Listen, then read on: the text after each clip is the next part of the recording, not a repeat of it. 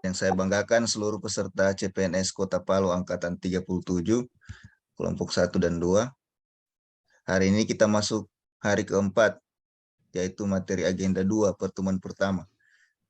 Baik untuk mengefisiensikan waktu pembelajaran, saya persilakan untuk kelompok 2 masuk ke kelas.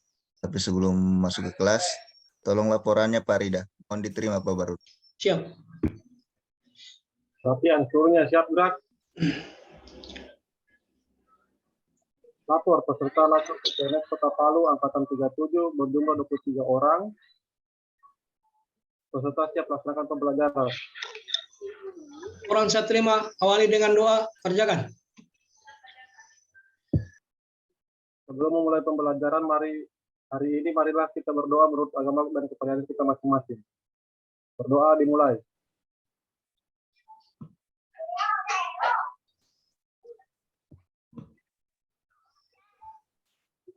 Selesai. Laporan selesai. Terima kasih Pak Rida. Baik Pak Barun, mohon izin saya lempar ke kelas.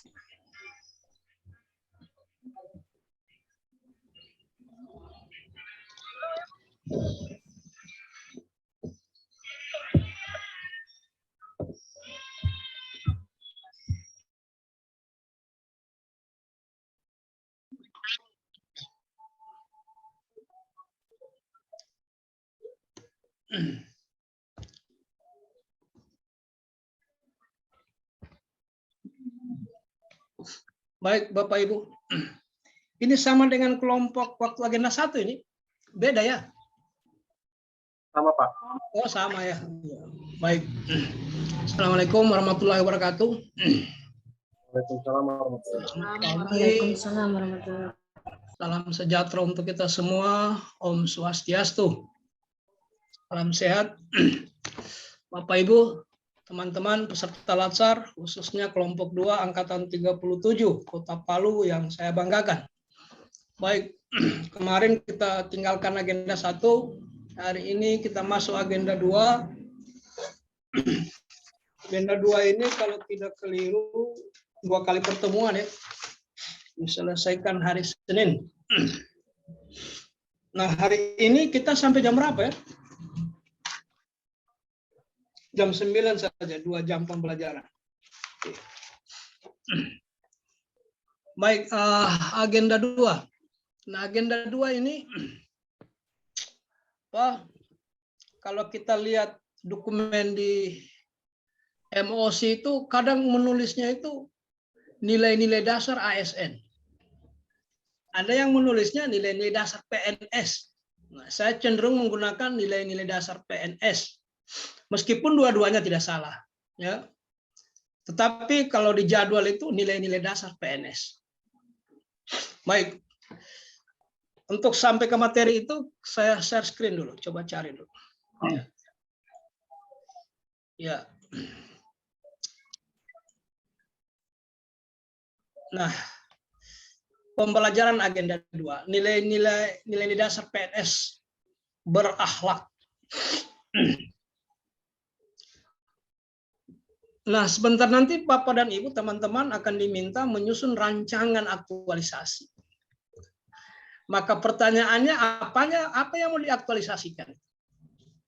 Siapa yang bisa jawab? Sebagai pengantar. Menyusun rancangan aktualisasi, maka pertanyaannya apa yang mau diaktualisasikan? Izin menjawab, Pak. Ya. Menurut saya yang akan kita aktualisasikan yaitu isu-isu yang terdapat di tempat kerja kita, Pak. Iya. Yang lain? Sama dengan itu? Sama, Pak. Sama. Pak Muhammad sama? Sama Pak. Nah, disitulah kelirunya Bapak Ibu. Jadi keliru sekali itu. Makanya judulnya nanti rancangannya itu aktualisasi nilai-nilai dasar PNS. Bukan isu itu, bukan kegiatan itu diaktualisasikan, bukan. Ya. Lantas kegiatan itu apa, Pak? Itu hanya kendaraan. hanya sarana yang ditumpangkan alat nilai dasar. Dia hanya transportnya saja. Bukan itu tujuan akhirnya, bukan. Karena tidak mungkin Bapak dan Ibu diminta mengaktualisasikan nilai-nilai dasar, begitu selesai materi kembali 30 hari aktualisasikan nilai-nilai dasar. Pertanyaannya bagaimana mengukurnya? Apakah ini sudah teraktualisasi atau belum? Sulit mengukur itu. Makanya dia diintegrasikan dengan pekerjaan. Tapi ingat, pekerjaan yang Bapak dan Ibu perbaiki itu, yang berangkat dari isu melahirkan gagasan, dari gagasan melahirkan kegiatan, kegiatan melahirkan tahapan, di tahapan itulah nilai dasar diintegrasikan. Maka cover luarnya itu nanti rancangan itu adalah rancangan aktualisasi nilai-nilai dasar PNS. Dengan demikian yang diaktualisasikan adalah nilai dasar. Nah, ada dua syarat ini. Syarat penting itu. Orang-orang yang bisa melaksanakan secara maksimal tugas ini apabila terpenuhi dua syarat. Yang pertama, dia kuasai pekerjaannya. Yang kedua, dia paham nilai dasar. Hanya itu syarat itu, mutlak itu Bapak. Makanya nanti yang tidak mungkin tidak ditanya penguji adalah kenapa tahapan kegiatan ini tidak ada nilai harmonis. Misalnya, kenapa tahapan ini justru yang masuk nilai akuntabel? Silakan dijelaskan. Itu mengukur pemahaman. Jadi kalau kegiatan itu yang diaktualisasikan. Mohon maaf, coba saya tanya Ibu Nikadek, mau bikin apa rencananya? Rencana mau bikin apa nanti? Rencana saya mau mengambil ini tentang apa namanya kepatuhan penggunaan APD di tempat saya bekerja, Pak. Kalau Pak Muhammad Rida rencananya bikin apa? Apa mau diperbaiki di sana, Pak Rida? Untuk melakukan sosialisasi, Pak, sosialisasi kepada warga sekitar untuk mengetahui ketahanan bangunan gedung terhadap gempa, Pak. Oh, Pak Rida ini di mana? Di Tata ruang, Pak. Tata ruang. Jadi ada atau tidak ada latsar itu kewajibannya Ibu Nikade memperbaiki itu. Ada atau tidak ada latsar itu tanggung jawabnya Pak Muhammad Rida memperbaiki itu. Jadi apa yang kita pikirkan hari ini mau dituangkan di pekerjaan sesungguhnya itu adalah tanggung jawab tugas jabatan. Meski tidak ada latsar, tanggung jawab itu. Karena kita pelayanan di bidang itu. Ya. Nah, sekarang bagaimana supaya bahwa nilai dasar ini yang sudah Bapak dan Ibu pelajari di MOC selama 16 hari, kemudian dipertemukan lagi di virtual 5JP, nanti di klasikal diulangi lagi nilai dasar ini. Betapa pentingnya materi ini. Yang membuat lama latsar ini gara-gara ini. Ini yang bikin lama latsar ini. Nilai-nilai dasar PNS. Karena ini yang mau ditanamkan. Itulah sebabnya latsar ini kan tujuannya dua. Membentuk PNS yang profesional dan berkarakter. Itu tujuan latsar ini Bapak, seluruh Indonesia. Ya. Jadi ini pengantarnya ya. Supaya kita jangan keliru melangkah ke arah mana materi ini, ke arah mana kita mengikuti proses ini. Arahnya adalah dalam rangka menginternalisasikan. Menginternalisasikan itu artinya apa? Mengendapkan.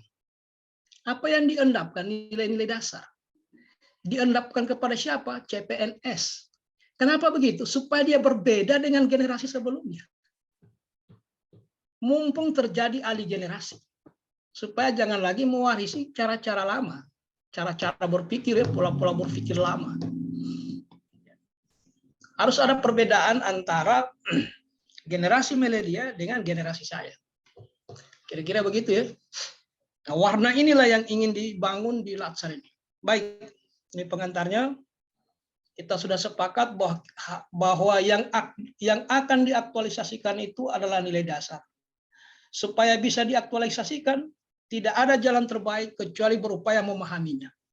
Hanya orang-orang yang memahami nilai dasar yang bisa mengintegrasikannya dengan pekerjaan. Yakin saja. Oke.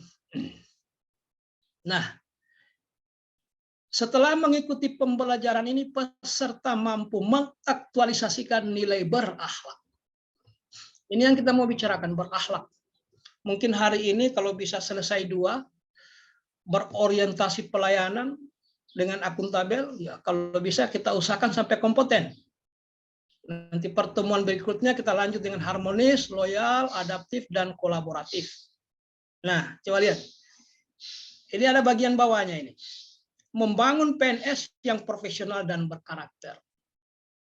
Jadi kalau nilai-nilai ini tertanamkan dengan baik, berakhlak itu, maka akan lahir PNS yang profesional dan berkarakter. Nah, mungkin sudah sering saya ulang-ulang di pertemuan sebelumnya. Kalau soal profesional, sebenarnya Pak Lan tidak terlalu ragu. Tidak terlalu ragu dengan profesionalnya Bapak dan Ibu. Kenapa? Karena Bapak dan Ibu direkrut sesuai dengan kualifikasi pendidikan. Dan diletakkan pada jabatan yang memang sesuai dengan pendidikan. Tidak mungkin apoteker bukan ditempatkan di rumah sakit. Atau di unit-unit pelaksana teknis yang ada hubungannya dengan medis. Tidak mungkin. Tidak mungkin guru matematika mengajar olahraga. Nggak mungkin terjadi. Jadi soal profesionalisme, keraguan itu hanya sedikit. Yang jadi persoalan berkarakternya. Itu jadi problem.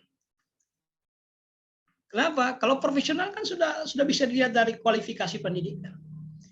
Kalau dia ahli gizi, kemudian ditempatkan memang mengurus gizi, sudah profesional itu. Tidak ada keraguan. Tetapi apakah berkarakter? Belum tentu. Nah, pertanyaannya bagaimana membentuk karakter itu? Kira-kira bagaimana itu, Bapak? Siapa yang bisa komentar? Bagaimana membangun karakter PNS itu? Ayo. Ada yang bisa komentar? Bagaimana kira-kira Pak Ibu supaya terbangun itu karakter itu? Ada yang bisa? Nggak usah ragu-ragu. Melakukan pembiasaan, Pak. Ya, pembiasaan, benar. Yang lainnya? Bagaimana membangun karakter? Nah, inilah tahap awalnya. Tanamkan nilai dasarnya. Nah, materi ini kan dalam rangka menanamkan itu.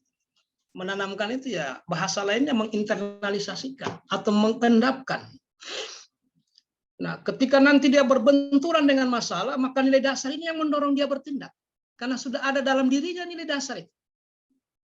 Sudah ada dalam dirinya. Sudah tertanamkan.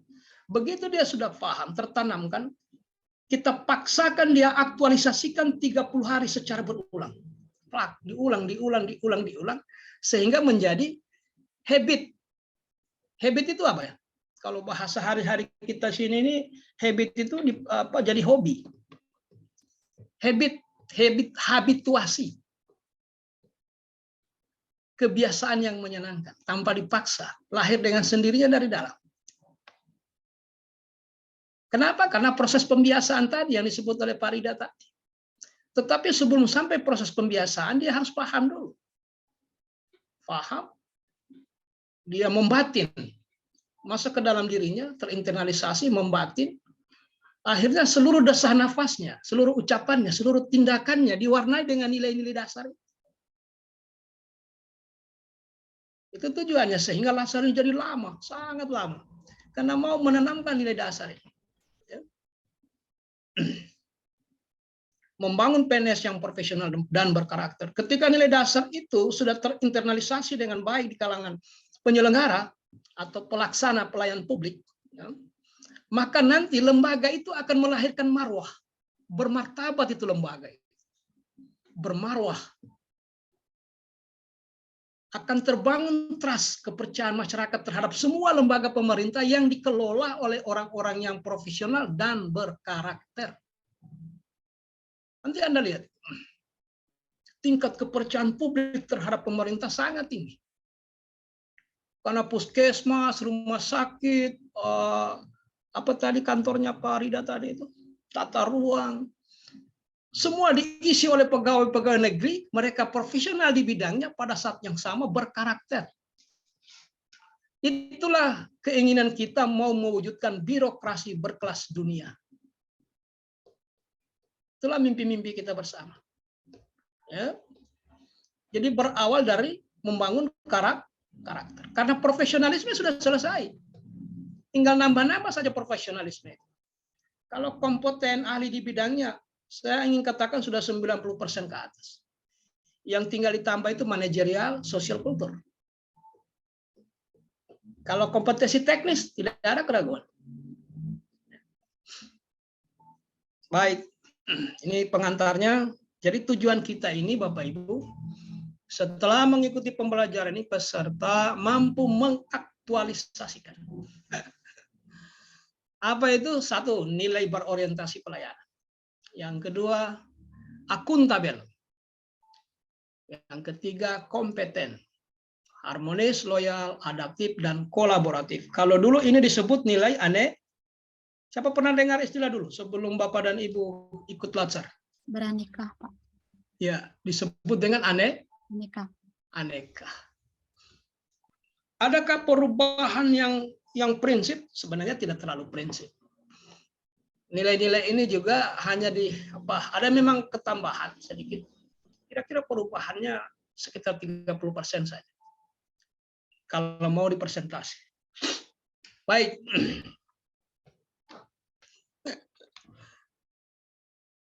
Harus berangkatnya dari sini Bapak Ibu. Karena yang Bapak dan Ibu mau perbaiki di kantor itu adalah ini fungsinya. Yang kita mau perbaiki itu fungsi kita. Yang tadi itu mau kasih bayar apa semua tadi itu, kasih penyuluhan, kan fungsi kita itu. Ya. Yang kita beri tekanan hari ini fungsi kita sebagai pelayan publik. Tekanannya di situ. Pelaksana kebijakan, perekat dan pemersatu bangsa. Nah, bedanya kalau fungsi itu dengan tugas yang ini Bapak Ibu lihat kursornya. Ini kan fungsi dan tugas. Ini fungsi, ini tugas. Di mana letak perbedaannya, Bapak? Coba lihat. Coba cermati baik-baik. Di mana letak perbedaan fungsi dengan tugas? Ya. Ada yang bisa? Di mana letak perbedaannya fungsi dengan tugas itu?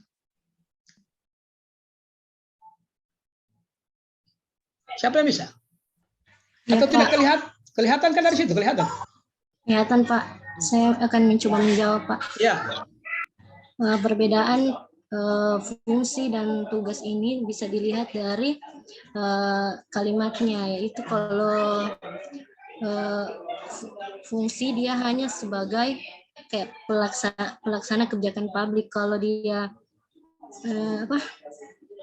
tugas dia sudah melaksanakan begitu, Pak, sudah ada tindakannya.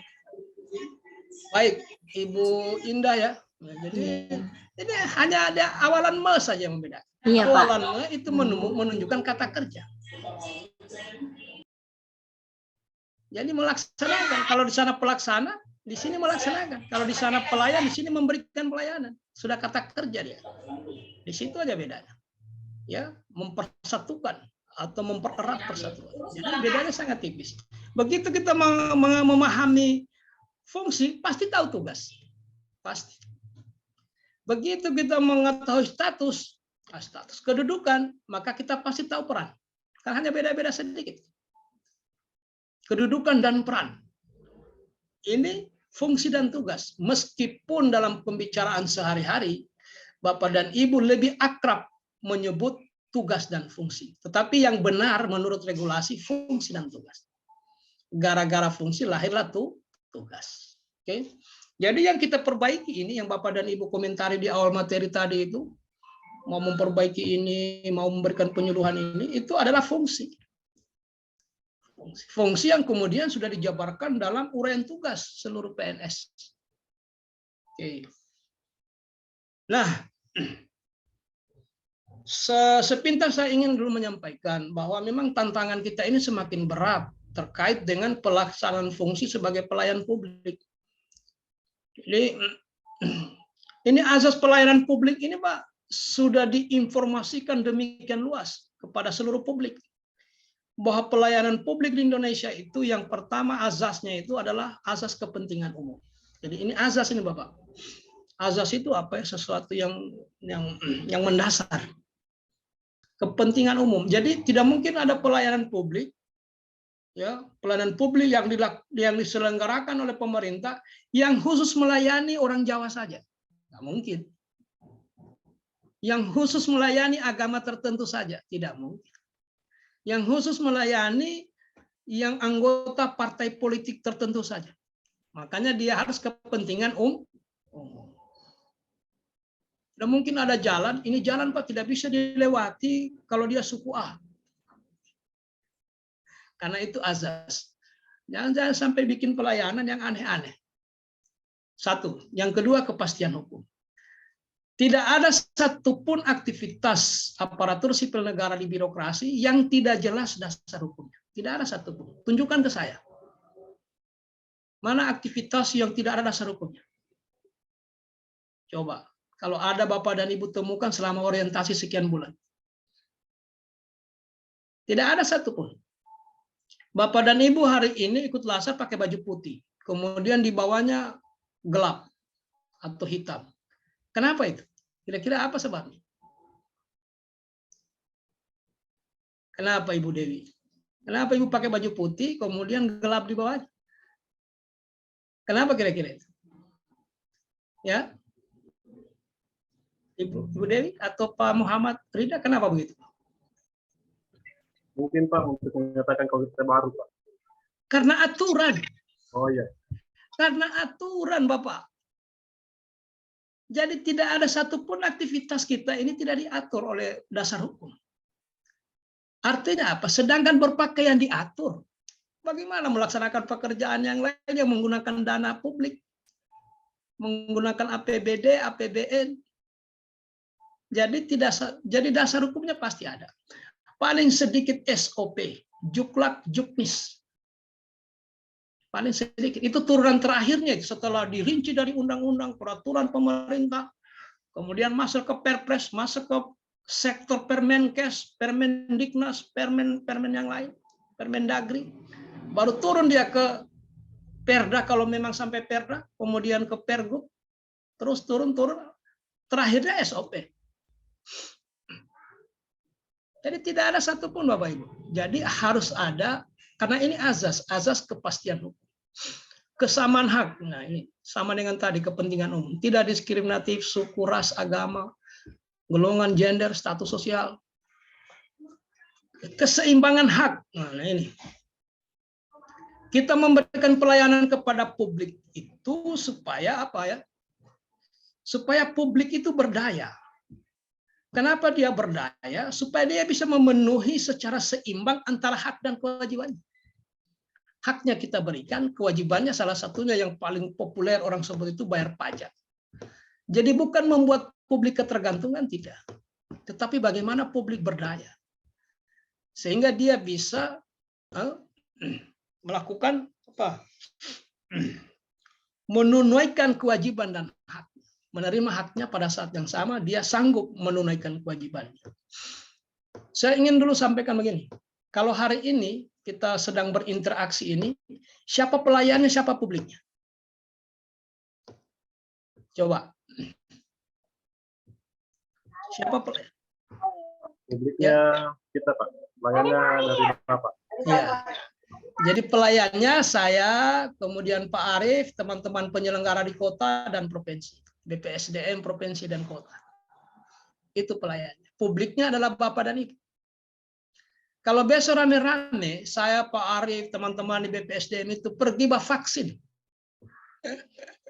Siapa lagi publiknya, siapa lagi pelayannya? Ya. Publiknya pelayan kesehatan, Pak. Ya. Kalau rame-rame kita orang kesehatan, orang BPSDM pergi ngurus kenaikan pangkat. Rame-rame ngurus KTP, rame-rame ngurus izin usaha. Artinya apa? PNS ini pada satu titik dia pelayan, pada titik lain dia dilayan. Dia menjadi publik. Olehnya kalau ingin dilayani orang maksimal di tempat lain, marilah kita bangun pelayanan yang maksimal di tempat kita. Kira-kira begitu logika berpikirnya. Jadi jangan heran kalau kita dipersulit orang di tempat lain. Mungkin kita sering juga mempersulit orang lain di tempat kita. Mungkin ya. Mungkin. Karena posisi kita ini, seperti hari ini saya pelayan, besok saya dilayani. Ketika saya tidak serius, jangan heran kalau saya ke puskesmas, pergi vaksin booster, ibu tinggalkan, si Adit, no usah. Kira-kira begitu ya. Nah, soal profesional itu azas itu. Jadi menempatkan orang pada pelayanan yang sesuai dengan keahlian. Kenapa staf itu lari-lari biasa di kantor? Ya karena tidak dia kuasai pekerjaan. Tinggal dicari-cari alasan. Mana sih wah pergi jemput Ade, Pak. Padahal dia menghindari pekerjaan karena tidak profesional. Jadi orang tidak disiplin itu belum tentu sikapnya begitu. Karena kita tidak bisa melihat skill apa sebenarnya dibutuhkan di pekerjaan itu. Kenapa tidak dibekali dia dengan skill itu? Sepanjang dia tidak bisa memenuhi skill itu, maka dia cari alasan untuk lari-lari dari tempat pekerjaan. Masa iya saya disuruh bikin tugas yang Excel itu? Nah, saya tidak pernah tahu itu bikin. Akhirnya macam-macam alasan dicari karena tidak profesional. Ya. Itu baru profesional dari segi skill yang sangat kecil. Belum lagi kita bicara kalau profesional itu dikaitkan sudah dengan disiplin ilmu tentang obat-obatan kalau apoteker. Gizi, bagaimana ahli gizi bekerja. Kemudian partisipatif, mendorong peran serta masyarakat dengan memperhatikan aspirasi, kebutuhan, harapan masyarakat. Ini kalau diulas sepanjang partisipatif ini. Jadi sesungguhnya apa yang kita kan pelaksana kebijakan publik. Kebijakan publik itu merespon apa yang menjadi kebutuhan masyarakat. Makanya di birokrasi itu ada apa? Ada siklus ya.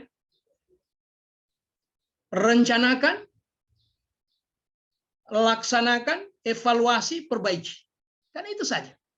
Rencanakan, kemudian laksanakan, evaluasi, perbaiki, tindak lanjut. Terus berputar.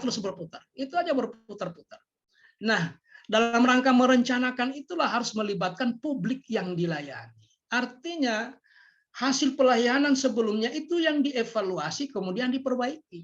Diperbaiki menurut kebutuhan publik yang dilayani. Bukan menurut dari sisi kita, dari sisi peran.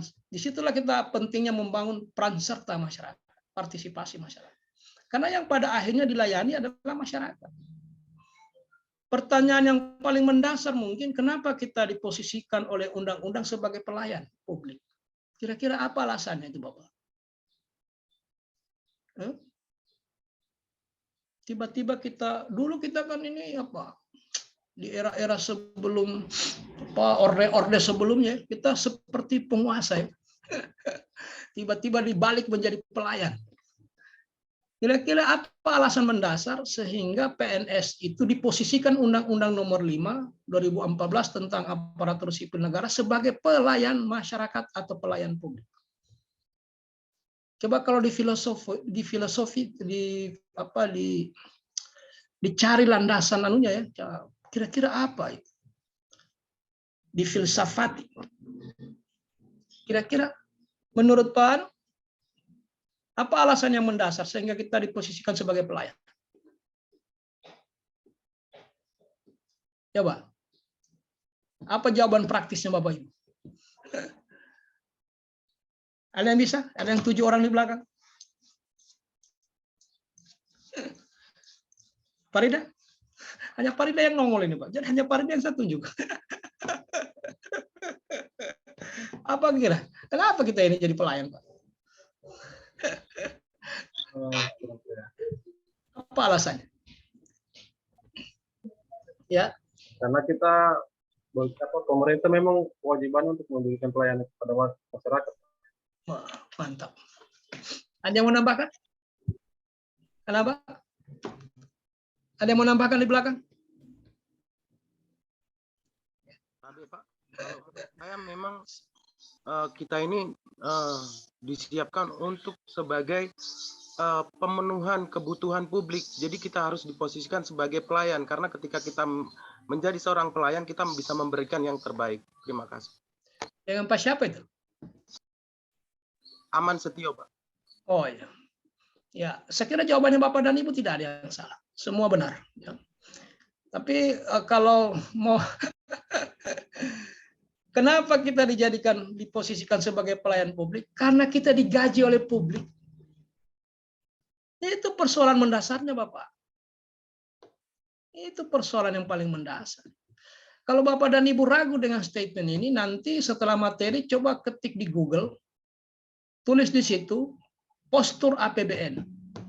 Hampir 90% mengandalkan dana pajak. Nah, wajar kemudian kalau publik menekan birokrasi. Wajar.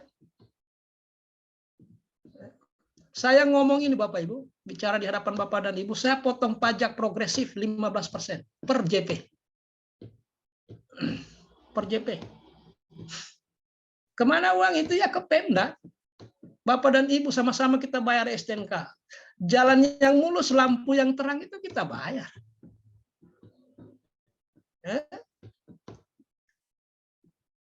Jadi kenapa kita harus melayani publik? Ya, karena kita digaji oleh publik. Makanya di sini mendorong peran serta masyarakat supaya orang yang dilayani pas betul apa kebutuhannya. Jadi kita diposisikan sebagai pelayan masyarakat. Nah, pada saat tertentu kita juga dilayani. Jadi makanya ya karena kita sama-sama bayar STNK, kasih tahu itu kemana kan. Tidak usah diangkat-angkat kepala motor itu kalau lewat di jalan. Karena sama-sama kita punya STNK. Berhak semua kita. Gitu ya. Jadi partisipatif. Kemudian tidak diskriminatif. Oke, ini azas. Sekedar lewat saja ya. Transparan. Apa yang dimaksud dengan transparansi itu?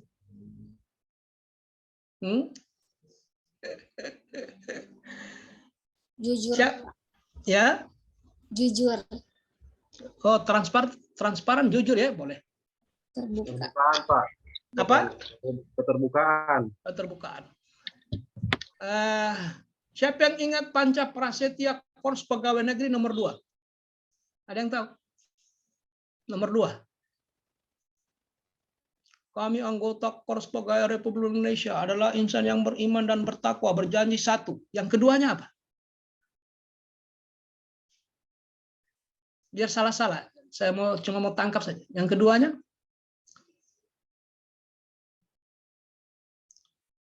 Apa yang kedua? Kalau dulu dia dihafal, tidak bisa masuk latsar kalau tidak dihafal. Menjunjung tinggi kehormatan bangsa, Pak. Ya, lanjut. Ada kalimat yang saya ingin tangkap di situ. Dikaitkan dengan transparan. Memegang teguh rahasia. Apa ya? Memegang teguh rahasia jabatan dan rahasia negara. Stop. Nah, apa bedanya terbuka dengan ada yang terbuka, ada yang dirahasiakan. Nah, ini yang saya mau klarifikasi dengan Bapak dan Ibu. Di satu sisi asas pelayanan transparan, tapi kami juga bersumpah setiap hari Senin memegang teguh rahasia jabatan dan rahasia negara. Akhirnya sesuatu yang harus ditransparankan karena alasan memegang teguh rahasia jabatan tidak mau dibuka ke publik. Karena itu problematik kalau Bapak dan Ibu tidak paham itu, nanti terjadi konflik kepentingan. Yang sesuatu yang harus ditransparankan ditutup. Yang harusnya ditutup dibuka. Nah, rahasia negara dan rahasia jabatan itu ada dua. Ada yang menurut sifatnya, ada yang menurut perintahnya. Di medis itu banyak sifatnya. Coba berikan contoh satu saya di pelayanan medis yang tidak boleh dibuka kemana-mana. Meskipun ini era transparansi. Apa itu? Identitas Status pasien, Pak. Ya, salah satunya rekam medisnya. Tidak boleh kemana-mana. Ya. Nggak boleh. Itu tanpa dijelaskan, itu karena sifatnya. Jadi banyak hal Bapak Ibu kalau kita bicara soal ini. Makanya transparan itu adalah sebagian mengartikan tembus pandang. Yang dimaksud dengan tembus pandang itu begini. Di depan saya itu ada kios. Tetapi saya belum bisa pastikan apakah ada jual paku atau tidak. Ya, sepintas semuanya kelihatan kios, tapi apa isi dalamnya belum tentu kita bisa. Jadi tidak semua harus dibuka, ya. Tetapi jangan karena ada kalimat menjaga rahasia negara dan rahasia jabatan, semua apa yang dikehendaki publik kita tutup. Nah, gampangnya begini kalau mau melihat apa yang harus dibuka ke publik. Bapak dan Ibu sering jalan-jalan ke desa, kemudian di sebuah desa ada pembangunan jalan. Nah, di sana dipasanglah papan informasi. Jalan ini akan diaspal sepanjang 5 km. Berarti orang yang mengerjakan harus jelas siapa itu. Dikerjakan oleh CV ini, anggarannya sekian, sumber anggarannya sekian, waktu pelaksanaannya sekian, hasil akhirnya begini. Nah, itu harus transparan, kan hak publik itu. Jadi program, kegiatan tidak boleh disembunyikan. Uangnya, siapa yang kerjakan, supaya bisa dilihat, bisa ini pekerjaan ini akuntabel atau tidak. Ya. Itu hak publik. Itu dijamin oleh Undang-Undang Keterbukaan Informasi Publik. Tetapi ingat, dalam posisi sebagai PNS ada yang sifatnya rahasia, termasuk SPJ tertentu ya. Nantilah pada konteks tertentu kita bicara tentang transparan. Akuntabilitas dapat dipertanggungjawabkan sesuai ketentuan peraturan perundang-undangan. Karena akuntabilitas ini salah satu nilai yang kita bahas, nanti kita bahas pada saat ketemu dengan nilai ini. Fasilitas dan perlakuan khusus bagi kelompok rentan. Nah ini. Rentan itu apa ya? Kelompok rentan. Apa istilahnya penyandang cacat itu? Ada istilahnya. Disabilitas, Pak. Ya. Harusnya ada perbedaan ya. Ketepatan waktu. Azas itu Pak, ketepatan waktu. Kemudian kecepatan, kemudahan, dan keterjangkauan. Ini sepintas tentang azas. Nah, dari pelayanan publik ini Bapak, kalau coba lihat deh. Saya kembali dulu di sini. Oke. Nah, kelompok dan jenis pelayanan publik. Jadi pelayanan publik ini, kalau di undang-undang itu, Undang-Undang nomor 29 tentang pelayanan publik itu hanya membagi pelayanan barang, jasa, dan administratif. Nah, sementara ada juga yang membagi administratif itu dibagi administrasi dan apa ya, regulatif. Nah, seperti inilah jadinya. Kelompok pelayanan administrasi, STNK, ini yang kita kerja selama ini. Bapak dan Ibu termasuk saya di dalamnya di bidang jasa. Jadi jangan dikira orang memperbaiki listrik, membangun jembatan, mengaspal jalan, membangun gedung, itu bukan pelayanan. Pelayanan publik itu Bapak. Pelayanan publik di bidang barang. Jadi sesungguhnya pemerintah ini tidak pernah berhenti melakukan pelayanan publik. Jangan membayangkan pelayanan publik itu kalau hanya di bidang jasa, tidak. Perbaiki irigasi, perbaiki dermaga, perbaiki pelabuhan udara, itu adalah bagian dari pelayanan publik. Makanya kelompok pelayanan publik itu kalau administratif antara lain STNK, administrasi kependudukan, SIM, kemudian regulatif ini ya terkait dengan perizin-izin itu, izin usaha, izin apa saja yang dilakukan oleh birokrasi pemerintahan. Nah, kelompok pelayanan barang antara lain sarana dan prasarana. Apa bedanya sarana dengan prasarana, Bapak, Ibu? Apa yang bisa? Apa bedanya sarana dengan prasarana? Sering kita sebut-sebut ini istilah ini. Ya? Ada yang tahu? Nah, sarana itu bisa dipindah-pindahkan. Bisa mobile. Kalau prasarana tidak mungkin dipindah-pindahkan. Itulah jembatan, jalan, gedung. Ya. Kalau bicara sarana prasarana berarti termasuk kalau mobil, meja yang diadakan di kantornya Bapak dan Ibu itu sarana. Kalau pranya itu ya rumah sakitnya, puskesmasnya. Nah itu kalau puskesmasnya dibangun bukan berarti berhenti pelayanan publik, justru sedang melakukan pelayanan publik. Makanya kalau publik berkomentar apa dikerja pemerintah, padahal orang dia lihat orang sudah makasih aspal jalan, padahal itu pelayanan publik. Bukan pemerintah tidak bekerja. Cuman kadang orang menyempitkan makna pelayanan publik itu hanya yang berhubungan dengan jasa, padahal tidak. Oke, listrik, air bersih, kemudian kelompok pelayanan jasa, pendidikan, kesehatan, transportasi, dan seterusnya, dan seterusnya. Sudah terbagi habis semua. Nah, pelayanan publik adalah wajah konkret dari negara. Artinya apa? Kalau pelayanan publik ini tidak maksimal, maka publik bertanya kemana negara? Karena wajah negara itu di pelayanan publik. Terjadi bencana di mana-mana misalnya, sudah 3 hari tidak ada yang datang. Maka bertanyalah masyarakat di sana, kemana negara? Stunting sudah tidak terkendali.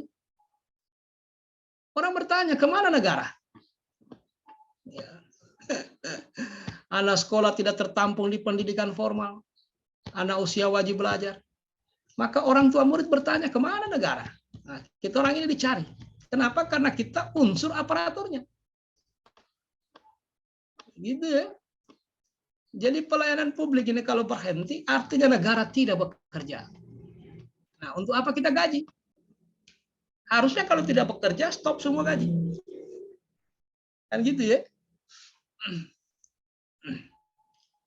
Jadi Bapak Ibu, pelayanan publik ini, bukan saya yang bilang ya, jelas-jelas ini.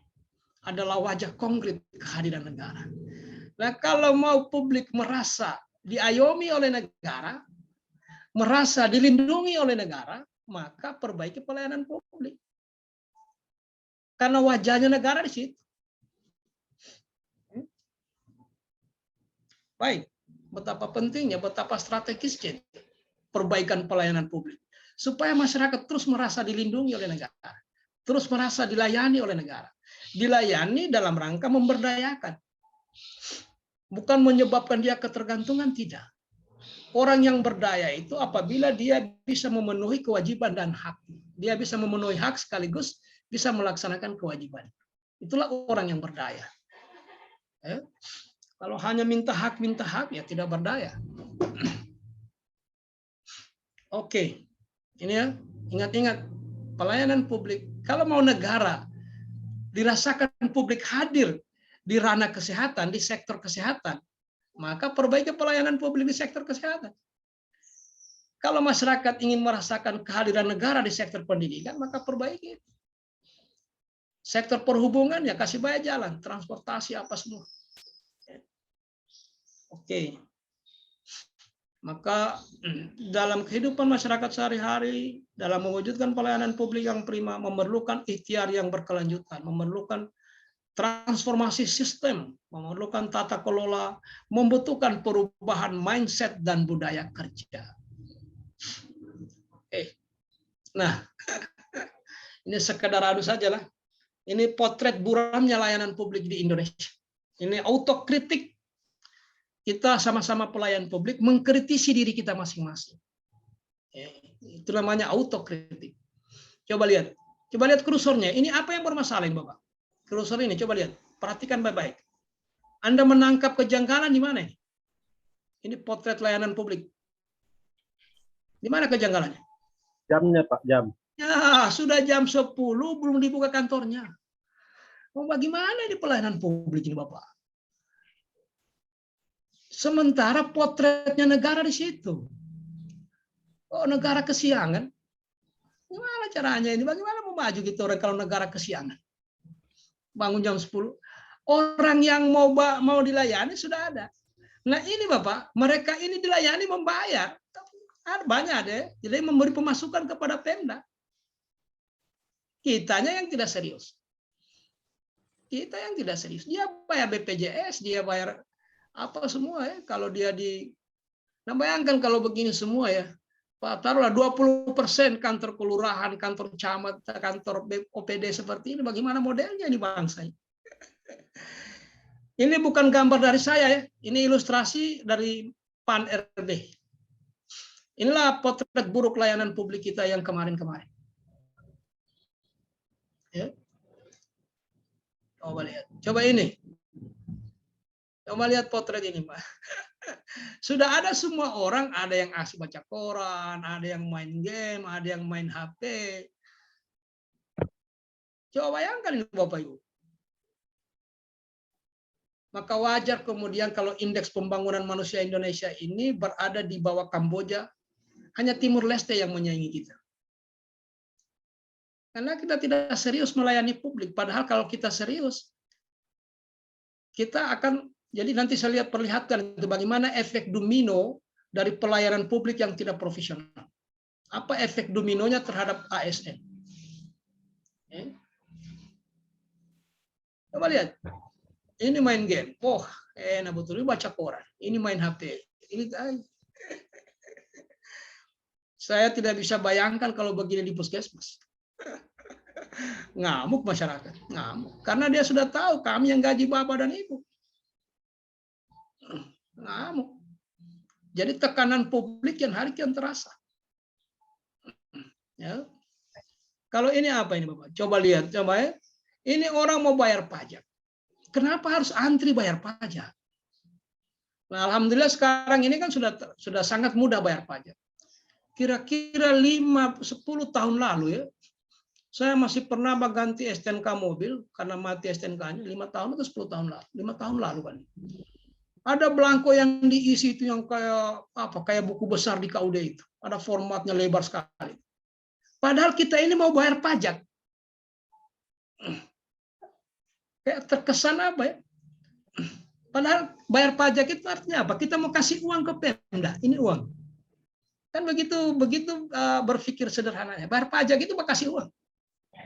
Ini uang untuk Pemda supaya PAD-nya meningkat. Kalau PAD meningkat, APBD meningkat. Kalau APBD meningkat, dana operasional meningkat. Jadi kalau ini yang terjadi Bapak Ibu, ini ya, coba lihat kursornya. Sama saja orang yang datang ke rumahnya Bapak dan Ibu mau memberikan uang kepada Bapak dan Ibu, kemudian Bapak dan Ibu persulit. Padahal itu orang datang mau kasih uang untuk Parida. Tapi Parida persulit. Mulai dari pintu pagar sudah mulai dicegat. Jangan dia sampai dia masuk. Begitu dia masuk pintu pagar, Bapak cegat lagi di pintu rumah. Jangan sampai dia masuk karena dia bawa uang. Seperti itu kira-kira logikanya itu Bapak. Orang ini dilayani mau bayar pajak. Pajak itu apa? Itu tumpuan andalan untuk menambah PAD. Pendapatan asli daerah. Itulah cikal bakalnya yang jadi APBD. Itulah sumber gaji kita. Dana operasional kita. Ya gitu ya Pak. Coba lihat ini Pak. Waktu ini yang dilayani, begitu maju ini, padahal sama-sama berkontribusi. Inilah potret layanan publik kita Bapak Ibu. Ini yang dipotret oleh Pendaya Gunaan, Pak Menpan RB. Kemudian materi ini kami terima pada saat mengikuti rangkaian yang menjadi persyaratan sebelum mengajar di Latsar. Dan ini yang harus kita perbaiki dengan karakter. Kalau tidak dirubah karakter ini, Bapak, ini sama dengan mengulangi. Biar orang profesional, Pak. Kalau tidak berkarakter, beginilah modelnya. Hebat memang. Kompetensi teknisnya tidak diragukan, manajerialnya tidak diragukan, sosial kulturnya juga bagus. Cuma persoalannya tidak berkarakter. Maka terjadilah pelayanan publik seperti ini. Olehnya itu kita sangat berharap terjadi perubahan. Penerimaan CPNS dengan pola rekrutmen nasional, kemudian memilih orang-orang yang terpilih. Mendapatkan orang-orang yang terpilih tidak hanya profesional, tetapi dia ditanamkan dengan karakter supaya merubah ini keadaan ini, citra buruk pelayanan publik ini. Segera dirubah. Di mana itu?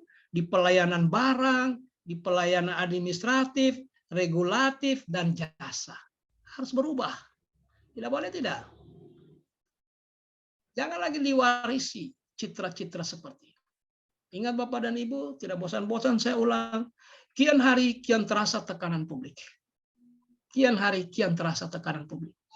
Kalau sampai di sini ada teman-teman berpikir, kelihatannya saya tidak berbakat jadi PNS. Masih ada ruang untuk menentukan sikap. Kalau memang tidak berbakat, silakan. Karena tantangannya apa? Tidak ada pilihan yang tidak beresiko. Pilihan apa saja. Pasti ada risiko. Ya. Oke Bapak Ibu. Inilah potret yang kita ingin perbaiki. Salah satu upaya memperbaikinya menanamkan nilai dasar sehingga lahirlah pelayan-pelayan publik yang berkarakter. Itulah sebabnya hari ini kita merumuskan employer brand employer brand apa itu? Employer branding employer branding ASN apa itu? Apa employer branding ASN? Ayo nih Ibu Nikade, saya lihat Bapak. Employer brandingnya itu apa? Bangga melayani bangsa. Bangga melayani bangsa. Dijadikan kebanggaan itu, Bapak. Itulah employer branding kita. Dengan core value berakhlak. Jadi kita bangga melayani bangsa. Kita jadikan sebuah kebanggaan. Ya, itu employer branding dengan core value berakhlak. Kita bangga melayani bangsa. Kalau itu yang muncul, yang itu bisa kita bangun, hilang semua ini, Pak. Hilang semua ini. Karena kita bangga menjadi pelayan bangsa. Menjadi kebanggaan. Ya. Baik.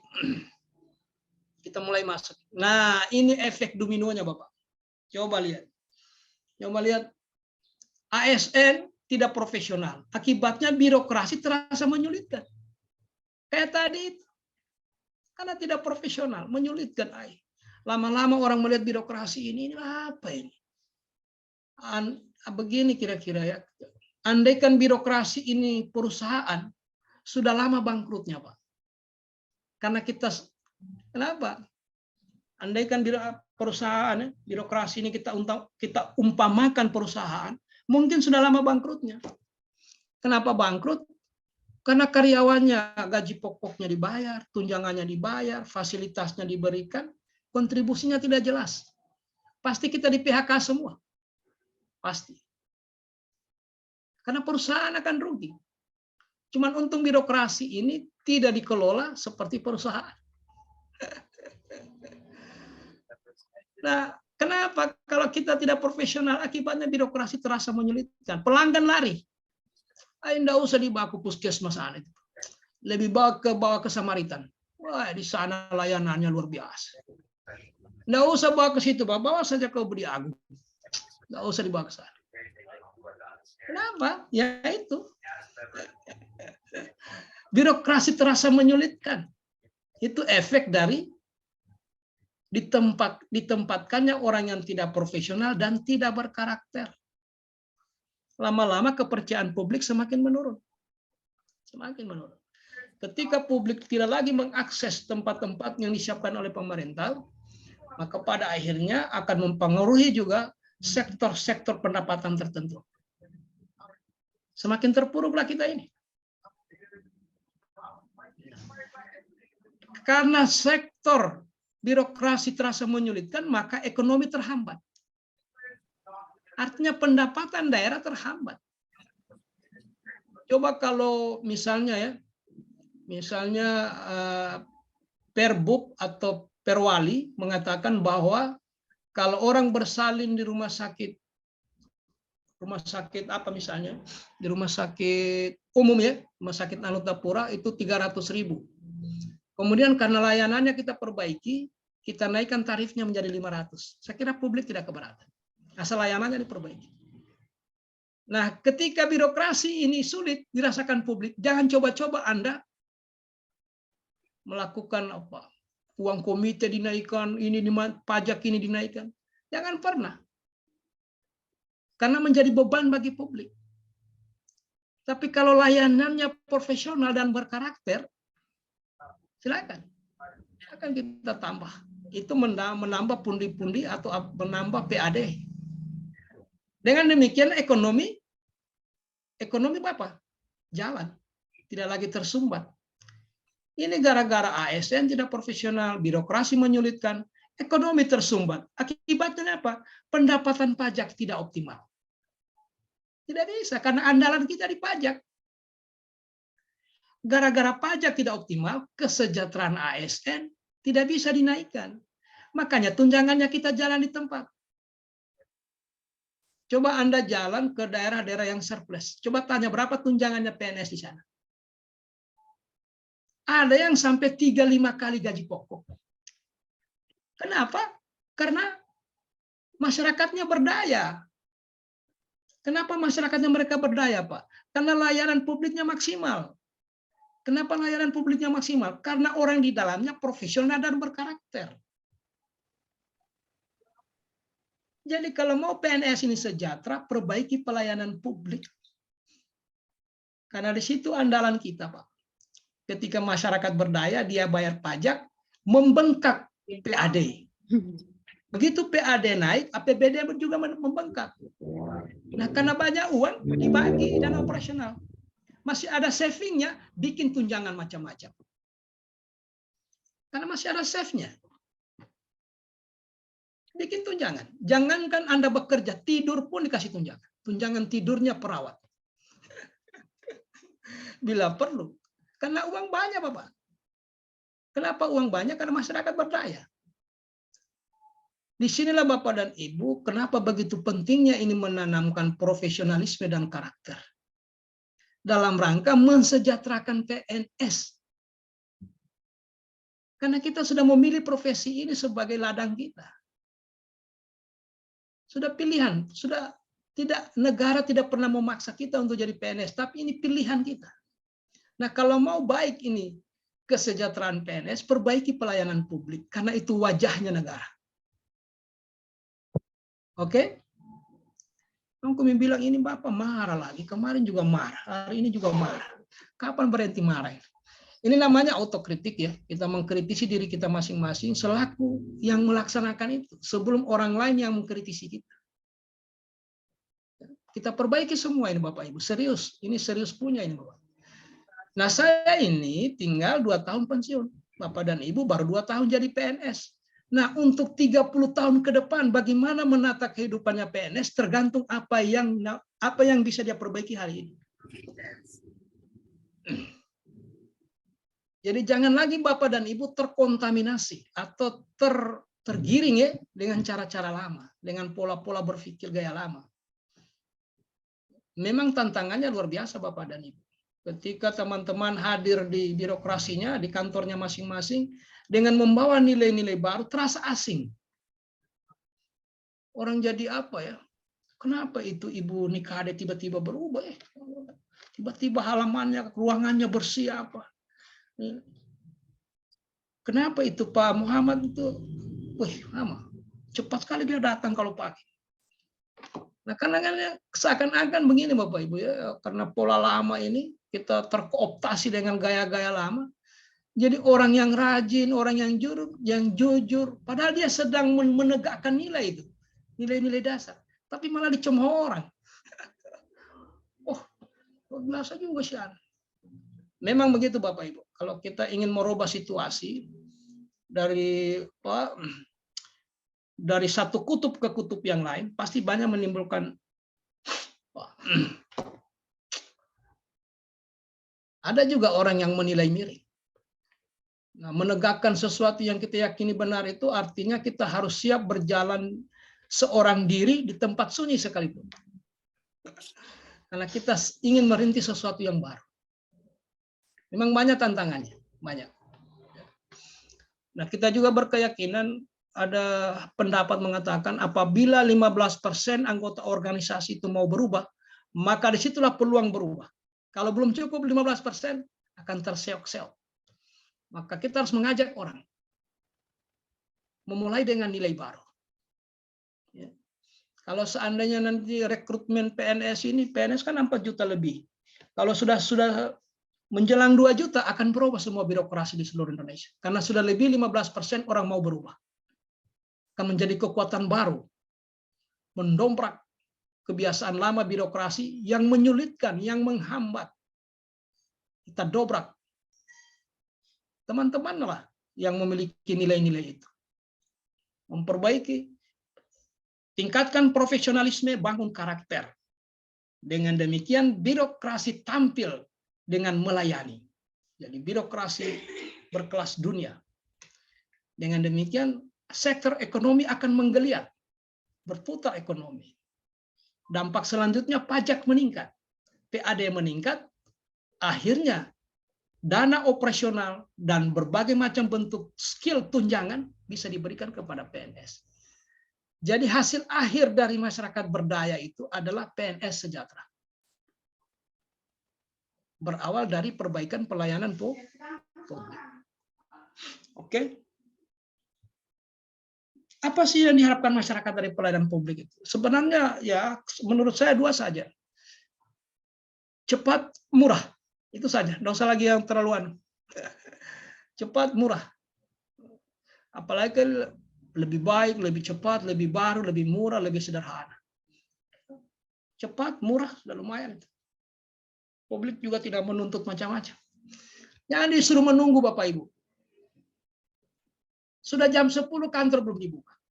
Nah, orang sudah punya perencanaan mau ke pasar, mau ke laut, mau ke tempat kerja. Tersandra dengan gaya-gaya kerja kita yang tidak jelas. Kayak foto tadi itu jam 10 kantornya belum dibuka. Padahal orang sudah punya planning, jam 8 saya ke sini, jam 9 selesai, setengah 10 saya ada di pasar. Jam sekian saya ada di sini. Tapi karena kita tidak profesional, kita sandra waktunya orang. Terhambat semua. Ya. Oke. Nah, inilah yang kita mau bangun ini Bapak Ibu. Dalam rangka memperbaiki semua apa yang kita bicarakan di atas. Jadi oleh tim khusus kemudian mencoba merumuskan bagaimana menata birokrasi ke depan agar Indonesia masuk kategori membangun birokrasi berkelas dunia. Ya, inilah nilai-nilai dasar ASN sesuai dengan Surat Edaran Menteri Pendayagunaan Aparatur Negara nomor 20 tahun 2021. ASN berakhlak. Nah, ini kita bicarakan satu persatu. Ini masih ada waktu setengah jam ya. Ini sampai dengan jam setengah jam lagi. Kita bahas 2. Yang pertama berorientasi pelayanan. Ya. Apa itu? Setiap ASN harus mempunyai orientasi sama, yaitu memberikan pelayanan terbaik untuk masyarakat. Ini pesannya Bapak Presiden. Makanya sekali lagi, employer brandingnya kita adalah bangga melayani bangsa. Bangga melayani bangsa. Ini terus dihadirkan ini. Bangga melayani bangsa. Jadi kalau ada publik, ada pasien, ada apa saja, kita bangga melayani. Lahirkan perasaan bangga melayani. Jangan justru dihindari. Karena ini pilihan kita menjadi pelayan publik. Nah, nilai dasar ASN salah satunya berorientasi pelayanan. Bertujuan agar menjadi pedoman. Menjadi pedoman ya. Pedoman perilaku dalam bersikap. Ya, untuk menciptakan apa? Budaya. Budaya itu apa? Apa budaya? Kebiasaan yang sudah berlangsung dalam waktu yang sangat lama. Jadi terus akhirnya menjadi bagian dari keseharian kita, menjadi budaya kita. Responsif, ada orang datang kita tegur duluan karena kita bangga melayani. Apa yang mau diurus Bapak? Apa yang mau diurus Ibu? bukan ogah-ogahan. Karena kita sadar kalau ini maksimal, nanti pendapatan rumah sakit meningkat pada saat yang sama, PAD meningkat, begitu seterusnya. Mendukung tercapainya kinerja terbaik. Ya. Keberhasilan implementasi nilai dasar ASN apabila telah terinternalisasikan. Jadi internalisasi itu Bapak mengendapkan berawal dari faham. Setelah dia faham, kemudian dia tidak sekedar berhenti pada tingkat pemahaman, tetapi bagaimana dia turunkan ke kemana ya, ke hati nurani, sehingga muncullah ungkapan melayani dengan hati. Ya. Bukan lagi melayani. Kalau pikiran biasa cuma ada target-targetnya, tapi kita melayani dengan hati. Kenapa? Karena dia sudah terinternalisasi dalam diri, membatin dia. Dari sanalah kita berharap akan terjadi perbaikan pelayanan kepada masyarakat. Sangat berbeda ya. Kenapa teman-teman kita di perusahaan ya, di perusahaan-perusahaan besar ya, termasuk di perhotelan. Begitu terasa kalau kita masuk di tempat-tempat itu benar-benar merasa dilayani. Terasa sekali kalau kita dilayani. Ketika masuk di tempat-tempat birokrasi pemerintah, terasa juga kita dicuekin. Terasa. Kenapa ya? Padahal sama-sama ini butuh ini Pak. Melayani. Karena kita tidak bangga melayani. Orang-orang di hotel, orang-orang di perusahaan, mereka bangga melayani. Semakin banyak yang dia layani, semakin bangga dia. Bangga melayani. Akhirnya masyarakat, enggak usah. Kalau hanya sedikit, tidak usah pergi sana. Enggak usah ke kantor camat. Mungkin habis waktu. Kenapa kami tidak pergi apa? Enggak usah. Belum tentu ada petugasnya itu. Belum tentu. Kalau tahu ada macam-macam lagi dia minta. Fotokopi ini, fotokopi ini, fotokopi. Enggak usah. Kesan ini yang kita ingin selesaikan semua ini. Jangan sampai lagi berulang. Baik. Definisinya, definisi berorientasi pelayanan itu adalah komitmen memberikan pelayanan prima demi kepuasan masyarakat. Jadi target akhirnya adalah masyarakat yang dilayani puas. Itu target akhirnya itu. Jadi bagaimana orang marah-marah, datang marah-marah, pulang dengan senyum. Itu baru orang puas. Awalnya dia datang marah-marah, kenapa begini, kenapa begini. Begitu diambil alih oleh Ibu Nur Hasliana, berubah. Dia datang tadi pagi marah-marah, 9:30 dia pulang bes dengan senyum. Itu baru ada kepuasan. Ya. Jadi gitu ya, komitmen memberikan pelayanan prima demi kepuasan masyarakat. Itulah definisinya berorientasi pelayanan. Jadi kapan Bapak dan Ibu kita semua memberi pelayanan, orang yang kita layani pulang marah-marah, berarti bertentangan dengan definisi berorientasi pelayanan. Tinggal dihadirkan kesadaran itu. Oh, berarti saya belum bisa. Belum bisa mengaktualisasikan nilai berorientasi pelayanan. Belum bisa. Karena ternyata orang masih marah-marah ini. Tidak bisa. Kalimat afirmasi ini kalimat penyemangat ya, kalimat yang menghayo-hayo kita. Apa kalimatnya? Kami berkomitmen memberikan pelayanan prima demi kepuasan masyarakat. Jadi itu menjadi komitmen Bapak. Komitmen itu apa sih? Apa itu komitmen itu? Komitmen. Apa ya? Siapa yang bisa menerjemahkan komitmen itu? Berkomitmen. Ini seakan-akan bersumpah pada dirinya. Saya berkomitmen memberikan pelayanan prima demi kepuasan masyarakat. Jadi berkomitmen. Orang berkomitmen itu apa yang dia ucapkan, itu yang dia bikin. Kurang lebih integritas. Itu kalimat afirmasinya Bapak Ibu. Kata kuncinya adalah responsivitas. Nah, apa itu responsivitas? Apa itu? Responsibility, tanggung jawab. Responsivitas apa? Ya itulah responsif. Responsif. Apa Ibu? Tindakan yang akan kita lakukan.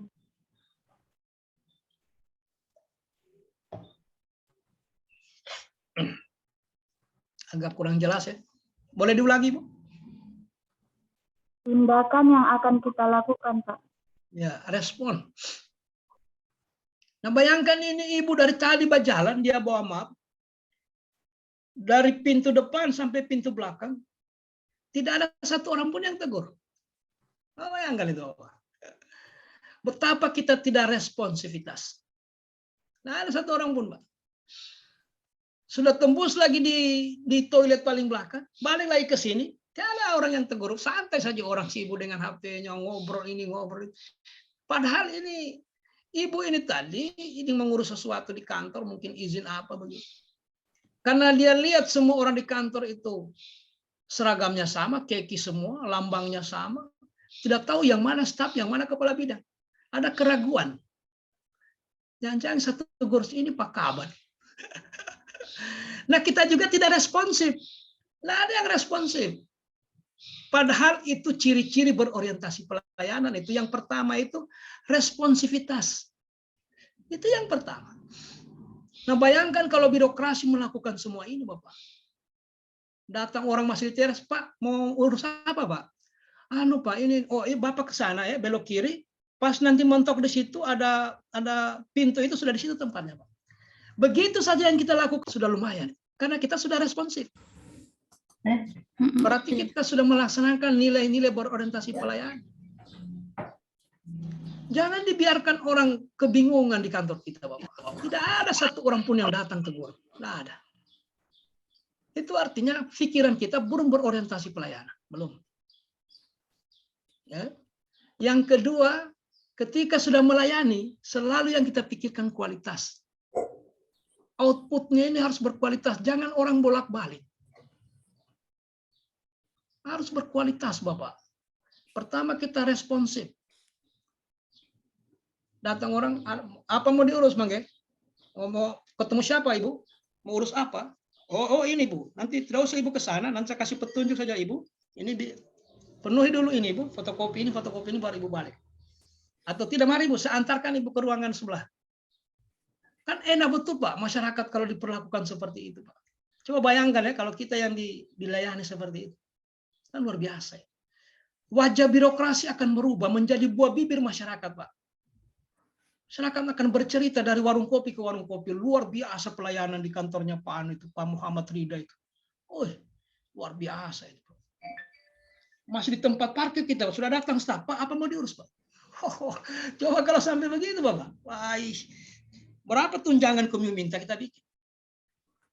Asal begitu. Ini malah semua menghindar. Datang Pak Lurah, kasih tahu tidak ada saya. Bagaimana caranya kalau begitu cara melayani, Bapak? Kita menghindari masyarakat. Kita sangat jauh dari nilai-nilai berorientasi pelayanan. Jauh. Ya. Yang ketiga adalah kata kuncinya, jaga kepuasan orang yang dilayani. Jadi sikap kode etiknya Bapak Ibu, ini yang Bapak dan Ibu integrasikan nanti ke rancangan. Sebentar ya, sudah banyak semut.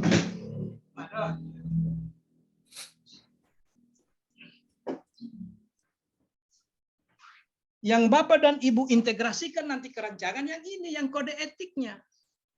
Nah, untuk lebih jelasnya saya rumuskan di sini. Berorientasi pelayanan, kode perilakunya itu pertama memahami dan memenuhi kebutuhan orang yang dilayani. Pahami apa maunya, apa yang Anda mau urus. Setelah Anda pahami, penuhi. Kalau Anda tidak berwenang memenuhinya, arahkan kepada petugas yang berwenang. Oh, di sini, Pak. Kalau untuk Pak di sini, Pak. Kalau BPJS di sini. Harus ada yang responsif. Harus ada. Kita robalah mulai dari Kota Palu, Bapak. Kita perbaiki ini. Mengabdi, tapi yakinkan bahwa apa yang Anda lakukan itu bentuk pengabdian kepada negara dan rakyat Indonesia. Disitulah munculnya rasa bangga itu, Bapak. Kenapa? Karena kita melayani ini mengabdi kepada negara dan rakyat Indonesia. Kebanggaannya di situ, bangga melayani di situ. Ya. Nah, ciri-cirinya adalah satu, menjalankan tugas secara profesional dan tidak memihak. Anda ketika melayani tidak pernah membeda-bedakan orang. Apalagi urusan suku, agama, aliran politik, tidak ada urusan dengan itu.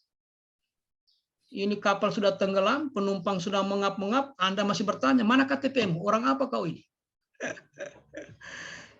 Jadi kita profesional. Membuat keputusan berdasarkan prinsip keahlian. Karena Bapak dan Ibu ditempatkan di jabatan sesuai dengan kualifikasi pendidikannya. Ambillah keputusan sesuai dengan keahlian. Jangan memaksakan diri. Anda tidak ahli di bidang itu, Anda yang memutuskan. Oh, Ibu berobat lanjut deh. Itu ada kapasitasnya yang memutuskan itu. Profesional tidak memihak. Jadi ingat, ini nilai ini yang akan dikawal, kemudian diintegrasikan dengan tahapan pekerjaan. Setiap kegiatan dalam rancangan melahirkan tahapan.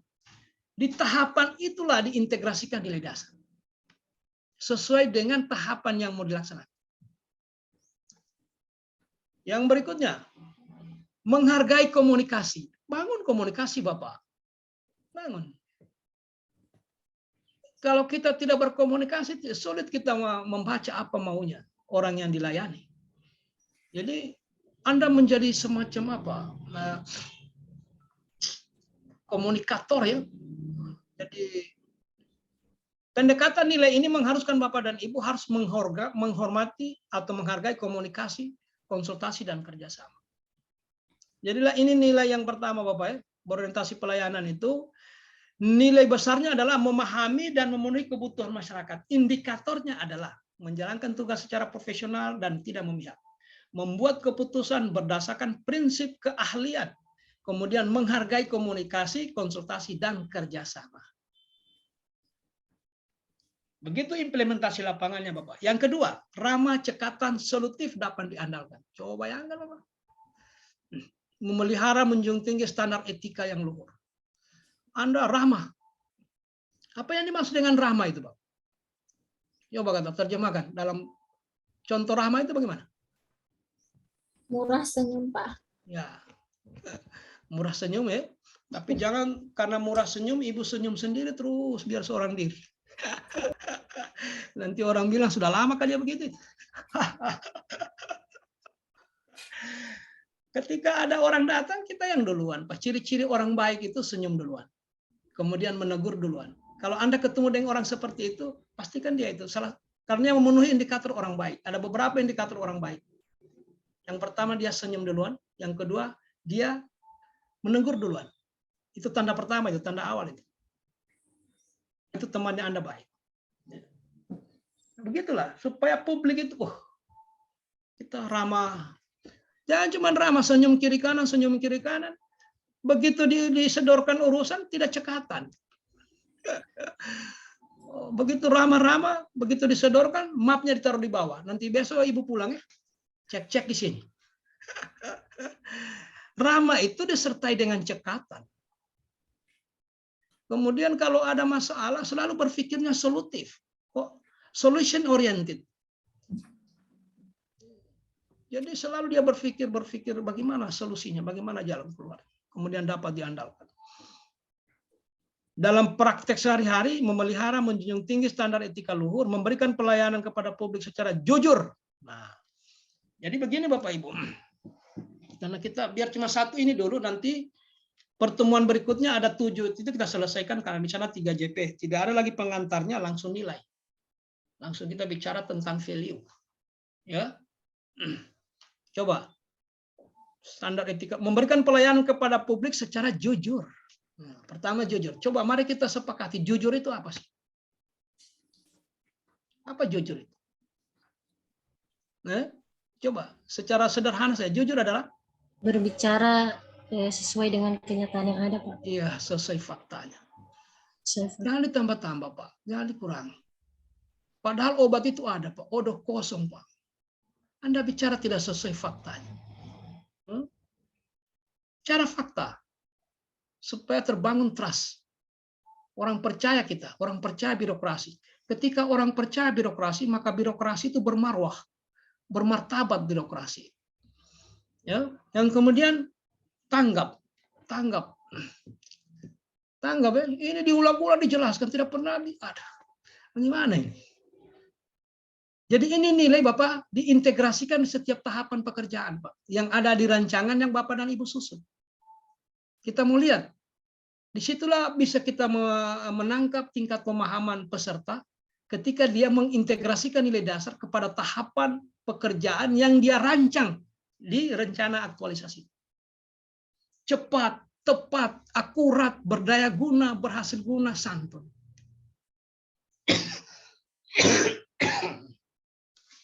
Kalau nilai-nilai dasar ini menjadi karakternya pelayan publik,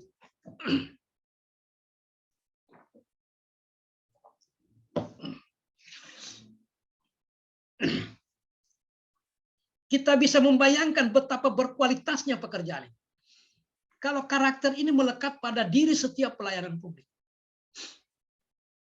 Ada di diri kita semua ini, nilai ini Pak. Value sudah ada dalam diri kita. Ada jujurnya, ada tanggapnya, ada cepatnya, ada akuratnya. Bayangkan itu pekerjaan, betapa berkualitasnya. Saya yakin tidak ada satupun masyarakat yang berinteraksi dengan birokrasinya Bapak dan Ibu pulang tanpa merasa puas. Saya yakin. Asalkan semua orang yang melayani begini karakternya. Karakternya begini. Jadi Bapak dan Ibu jangan beranggapan, wah begini, ini kan kita hanya ikut latsar ini kan formalitas. Habis ini 100% selesai. Jadi saya khawatir begini, karena materi yang sama Bapak dan Ibu disampaikan di seluruh Indonesia untuk semua peserta latsar. Sama semua materinya Bapak, sama. Yang membedakan kualitas video suaranya. Kalau materi yang disampaikan di Papua sama dengan di Jakarta.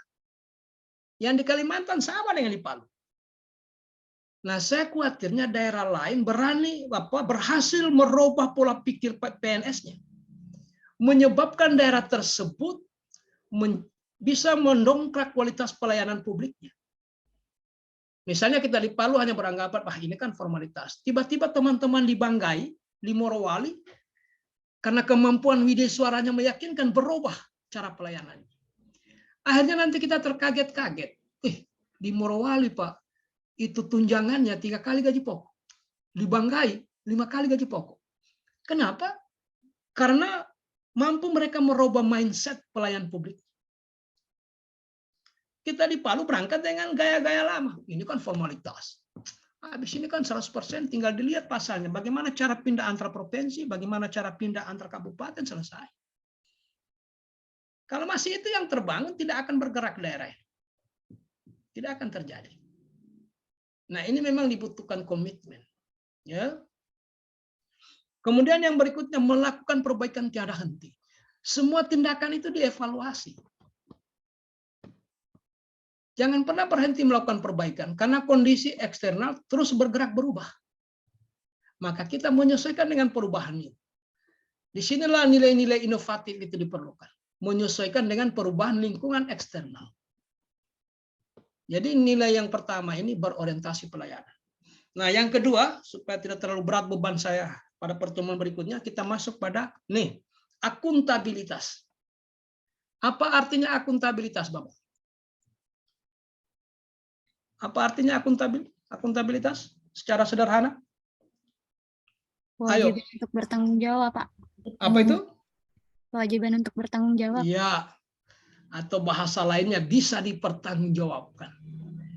Nah, yang benar itu adalah kewajiban untuk bertanggung jawab. Nah, bertanggung jawab dari siapa kepada siapa? Coba.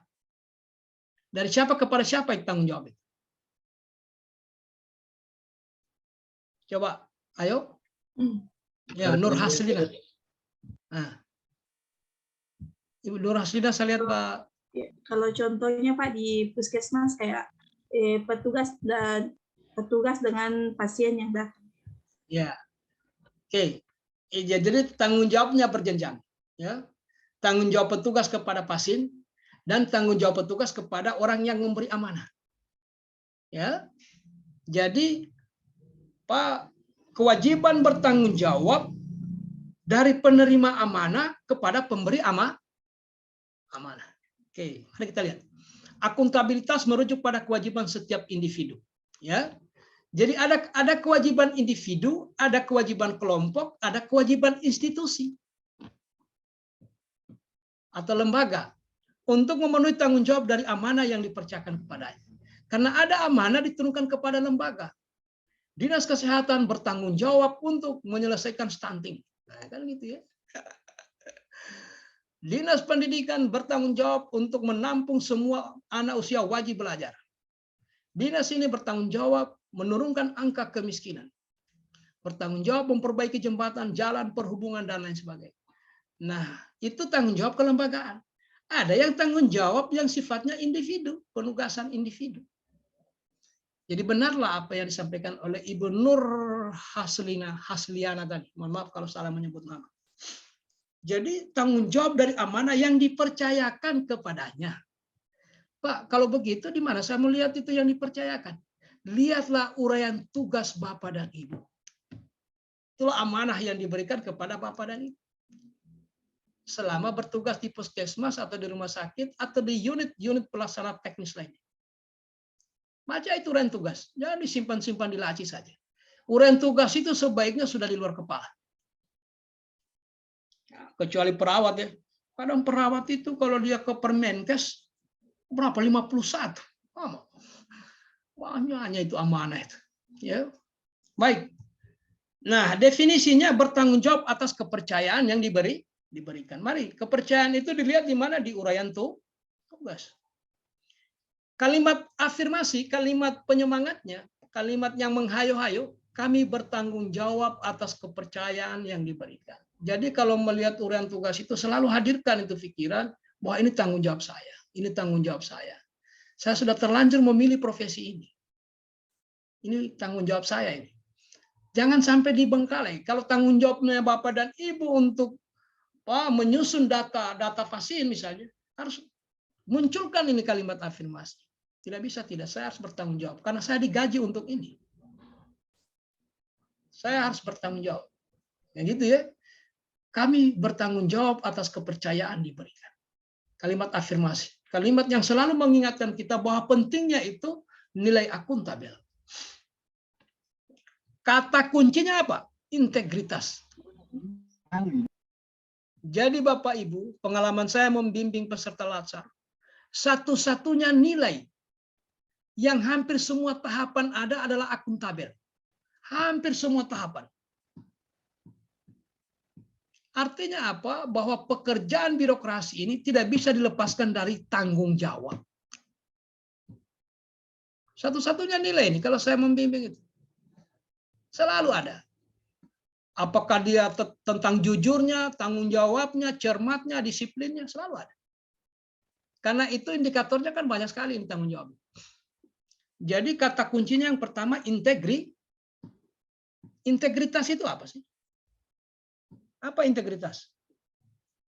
Hampir habis waktunya Bapak. Konsisten dalam tindakan yang dilakukan. Jadi kalau integritas itu, kalau dia integritas individu, sama ucapannya dengan yang dia bikin. Jadi antara ucapan dan tindakan sama. Itu integritas. Kalau konsisten artinya apa? Konsisten, bahasa lain konsisten itu apa? Kalau bahasa kalau bahasa agamanya istiqomah. Begitu awalnya, begitu prosesnya, begitu akhirnya.